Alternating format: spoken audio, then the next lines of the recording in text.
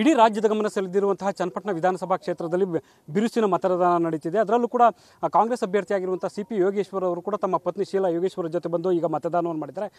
ಶೀಲಾ ಯೋಗೇಶ್ವರ್ ಏನು ಹೇಳ್ತಾರೆ ಈ ಬಾರಿಯ ಚುನಾವಣೆ ಬಗ್ಗೆ, ಅವರ ಹತ್ರ ಒಂದಷ್ಟು ವಿಚಾರಗಳನ್ನ ಮಾತಾಡೋಣ. ಮೇಡಮ್, ನೀವು ಈಗಾಗಲೇ ಸಾಕಷ್ಟು ಚುನಾವಣೆಗಳನ್ನ ನೋಡಿದ್ರೆ ಪ್ರಕ್ರಿಯೆಗಳು ಯಾವ ರೀತಿ ನಡೀತಿತ್ತು, ಯಾವ ರೀತಿ ಪೈಪೋಟಿಗಳು ಇರ್ತಿತ್ತು, ಹಿಂದಿನ ಚುನಾವಣೆಗೂ ಈ ಬಾರಿಯ ಚುನಾವಣೆಗೂ ಏನು ಡಿಫ್ರೆನ್ಸ್ ಅನ್ಸುತ್ತೆ? ಈ ಬಾರಿ ನಮ್ಮ ಜನ ನಮ್ಮ ಕೈ ಹಿಡಿತಾರೋ ಅನ್ನೋ ನಂಬಿಕೆ ಇದೆ. ಯಾಕೆ ಅಂತಂದರೆ ಅವ್ರ ಅಭಿವೃದ್ಧಿಗೋಸ್ಕರನೇ ಇಷ್ಟು ವರ್ಷ ದುಡ್ದಿರೋದು. ಆಮೇಲೆ ಕಾಂಗ್ರೆಸ್ ಸರ್ಕಾರ ಇವಾಗ ಇರೋದು ಕಾರಣದಿಂದ ಅಭಿವೃದ್ಧಿ ಇನ್ನೂ ಸುಲಭವಾಗಿ ಚನ್ನಪಟ್ಟಣಕ್ಕಾಗತ್ತೆ ಅನ್ನೋ ಭರವಸೆ ಇದೆ. ಸೊ ಯಾಕೆ ಯೋಗೇಶ್ವರ್ ಅವರಿಗೆ ಈ ಬಾರಿ ಓಟ್ ಹಾಕಬೇಕಾಗತ್ತೆ ಅಂತ? ಚನ್ನಪಟ್ಟಣದ ಸಮಗ್ರ ಅಭಿವೃದ್ಧಿಗೋಸ್ಕರ ಯೋಗೇಶ್ವರ್ ಅವರಿಗೆ ಓಟ್ ಹಾಕಬೇಕು. ಮನೆ ಮಗನ್ನ ಅವರು ಆಯ್ಕೆ ಮಾಡಿ ಗೆಲ್ಸ್ಕೊಂಬಂದರೆ ಅಭಿವೃದ್ಧಿಗೆ ಚನ್ನಪಟ್ಟಣ ಒಂದು ಒಳ್ಳೆ ಅಭಿವೃದ್ಧಿ ಹಾದಿಗೆ ಹೋಗೋಕ್ಕೆ ಸಾಧ್ಯ.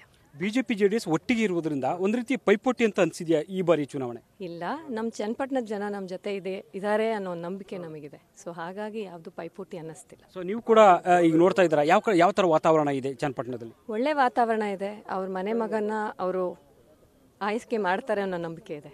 ಸಹಜವಾಗಿ ಹಣದ ಒಳ್ಳೆನೇ ಕೂಡ ಹರಿದಿದೆ ಈ ಬಾರಿ ಚುನಾವಣೆ ಅನ್ನುವಂಥ ಚರ್ಚೆ. Thank you. ನನಗೆ ಅದ್ರ ಬಗ್ಗೆ ಏನೂ ಗೊತ್ತಿಲ್ಲ. Thank you. ಇದಿಷ್ಟು ಕೂಡ ಶೀಲಾ ಯೋಗೇಶ್ವರ್ ಅವರ ಸ್ಪಷ್ಟವಾದ ಮಾತುಗಳು.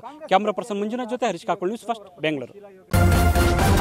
ನ್ಯೂಸ್ ಫಸ್ಟ್ ನಿರ್ಭೀತಿಯಿಂದ ನಿಮ್ಮ ಪರವಾಗಿ.